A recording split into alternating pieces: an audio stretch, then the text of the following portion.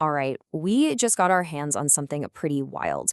An internal document that lays out one of the most unusual AI projects I think I've ever seen. So let's just dive right in. So let me ask you this. What if a powerful AI was already up and running, but you just couldn't see it? I mean, really think about that for a second. We're not talking about some research paper or a concept for the future. No, this is a live, fully operational AI that has no front door. Literally no way for any human to get in and interact with it. Well, that's the exact reality of a project called Enkai, and it's all detailed in this newly authorized internal memo. And what it shows us is this fascinating, almost completely backward way of building something that's supposed to be incredibly powerful. Okay, so first up, a system without a face. To really get what's going on here, we have to look at where this project stands right now.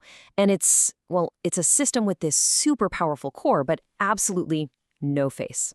And I want to be super clear, this isn't just a list of ideas on a whiteboard. The core of this thing is already built. It's done, sealed. We're talking a complete economic constitution, live identities for its AI agents, who are named Max and Termi, by the way, and, this part is crucial, an explicit and totally auditable system of human authority. This is the bedrock. This is what the document calls the truth of the system. But here's the wild part. Look at what's not there. Literally everything you'd expect from a piece of software. Gone. There's no visual interface, no sign-up page, no login screen. The document literally says there's no place for people to even enter Enkai. It's like they've built this incredibly powerful engine, but there's no steering wheel, no dashboard, and not a single door. And a quote from the document itself just hits this home. It says, "This is not theoretical. This is a live but restrained runtime." So yeah, the system is active. It's running right now.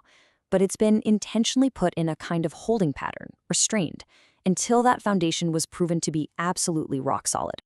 So this brings us to the core philosophy that explains this whole weird strategy. It's a principle the document calls truth before experience. And just think about how different that is, right? Almost every app on your phone, every website you visit, it all started with the experience. The screen, the buttons, how it feels to use. That's the usual way. Enkai? They did the complete opposite. They focused entirely on the deep, unchangeable rules, like the physics of their world, long before they ever thought about what it would look like. They built the truth first. Okay, so how do you even begin to build on a foundation like that?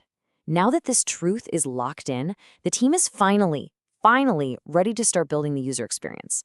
But, and this is a big but, they have to follow a really strict set of rules. They call it the rules of the Forge. And these boundaries are crystal clear. On one hand, the team is now allowed to design the UI, figure out the conversation flows, the look and feel.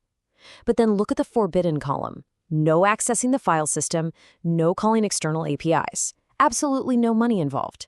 And the agents can't have any self-directed behavior. It's kind of like they're finally allowed to build a car, but they're forbidden from putting any gas in the tank.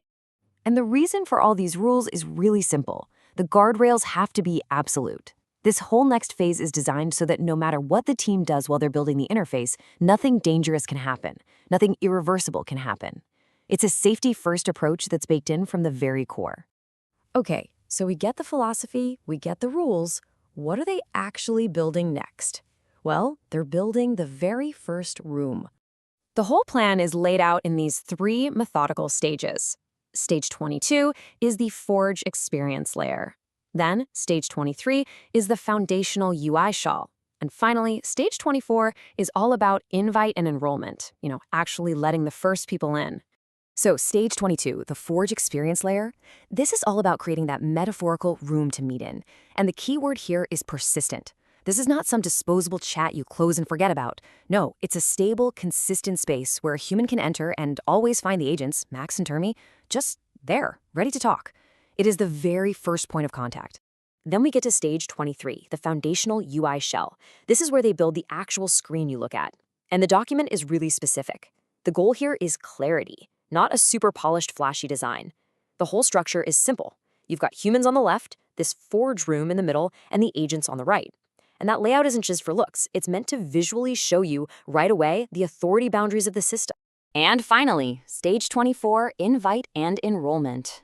This is the moment it all becomes real for people outside the core team. A few trusted humans will be invited to come into this new interface. They get to talk to the agents, they get to see the system in action, and all of it happens inside that totally safe, you can't break anything environment. This is the moment that unseen system finally gets its first visitors. Which, brings us back to the biggest question of all. Why? Why go through all this trouble? Why build everything in this strange, kind of backward order? Well, the answer, right there in the document, is actually a really powerful insight. It basically says most people start with UI and regret it. They build that shiny exterior first, and then pay the price when the foundation is shaky. Enkai, they took the harder path, the slower path. They built the unshakable truth first, which now gives them this incredible, rare opportunity to build the experience on top of a perfect foundation. And the document follows that up with 3 simple words. That is rare. And it's so true. In an industry that is just obsessed with speed, with shipping fast and fixing it later, this level of deep foundational discipline, it's almost unheard of. And that really leaves us with one final big question to think about. Because the story of NK isn't just about one project's weird methodology. It's a question for all of us, really, about what we choose to prioritize. In a world that is built for speed, that relentlessly pushes us to go faster, what is the real value of slowing down and building for truth?